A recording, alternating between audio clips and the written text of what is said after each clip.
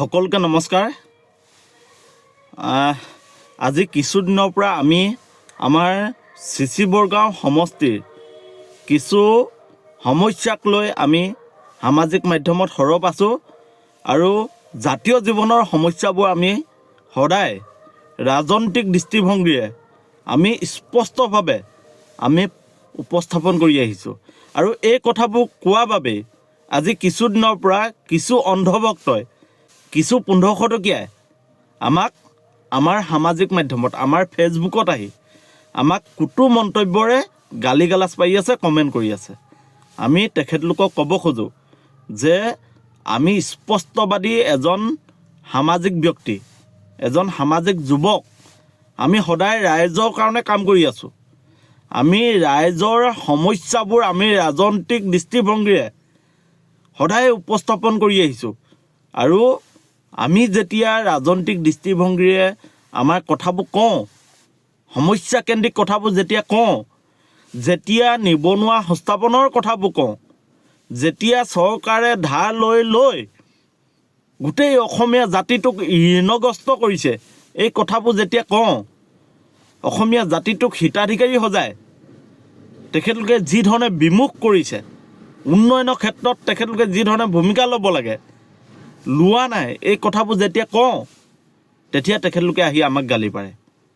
আজি চাওক, যি ধৰণে আমাৰ অসমত নিবনুৱা সংখ্যা বৃদ্ধি পাইছে, আজি কিমান যুৱক যুৱতীয়ে গৈ বহিৰাজ্যত আনৰ তলত কাম কৰি থাকিবলগীয়া হৈছে। কিয় যাবলগীয়া হৈছে? আজি কেৰেলাত গৈছে, বেংগলোৰ গৈছে, মুম্বাই গৈছে, কিয় যাবলগীয়া হৈছে? কাৰণ অসমত কৰ্মসংস্থাপন নাই, ইণ্ডাষ্ট্ৰী নাই, চাকৰি নাই। চৰকাৰে নিবনুৱা শিক্ষিত যুৱক যুৱতীসকলক সংস্থাপন দিবৰ বাবে যি ব্যৱস্থা কৰিব লাগিছিল কৰা নাই। আৰু এই কথাবোৰ যেতিয়া আমি কওঁ তেতিয়াহ'লে আমাক অন্ধভক্তসকলে আহি বেয়া বেয়াকৈ গালি পাৰে, বিভিন্ন কুটু মন্তব্য কৰে। আমি স্পষ্টভাৱে কৈছোঁ, আমাক গালি পাৰক, আপত্তি নাই। আমাক কেছ লগাই দিয়ক, আমাক জেললৈ প্ৰেৰণ কৰক, আপত্তি নাই। কিন্তু সঁচা কথাবোৰ আমি কৈ যাম।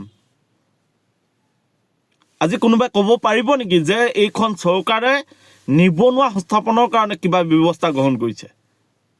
আজি লাখ লাখ যুৱক যুৱতী, প্ৰত্যেকখন গাঁৱত যদি চাওঁ 50% অধিক ল'ৰা আজি বহিৰাজ্যত গৈ কৰ্মসংস্থাপন তেখেতলোকে ল'বলগীয়া হৈছে। এইটো কিয় হৈছে? কাৰণ আমাৰ অসমত কোনো উদ্যোগ নাই, কোনো বেপাৰ বাণিজ্য কৰিবৰ কাৰণে বজাৰ নাই। তেনেকুৱা এটা ব্যৱস্থাৰ মাজত আমাক এতিয়া গোটেই জাতিটোক হিতাধিকাৰী কৰি পেলাইছে। চৰকাৰে কৰিব লাগিছিল কি, কৰি আছে কি?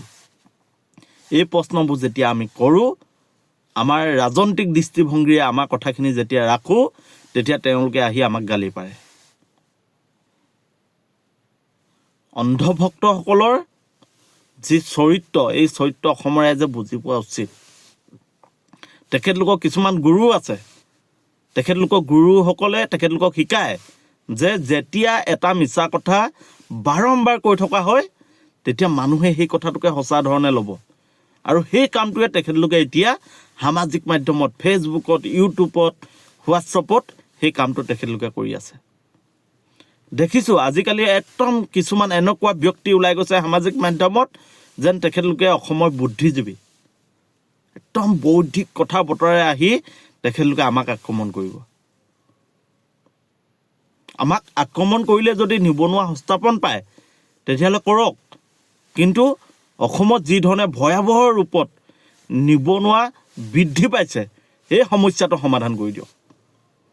আমাক আক্ৰমণ কৰিলে যদি মূল্যবৃদ্ধি ৰোধ হয় তেতিয়াহ'লে আপোনালোকে মূল্যবৃদ্ধি ৰোধ কৰক। আমাক আক্ৰমণ কৰিলে যদি আমাৰ গ্ৰাম্য অঞ্চলৰ ৰাস্তা পদূলিসমূহ নিৰ্মাণ হয় তেতিয়াহ'লে আমাক আক্ৰমণ কৰক।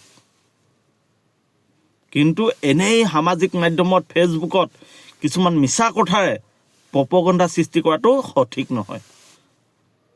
আজি আপোনালোকে ৰুদ্ৰ ভূঞাক গালি পাৰিছে, পাৰি থাকক। যিমান বেয়া বেয়া কথাৰে গালি পাৰিব লাগে পাৰি থাকক। আমাৰ দৃষ্টিভংগী স্পষ্ট।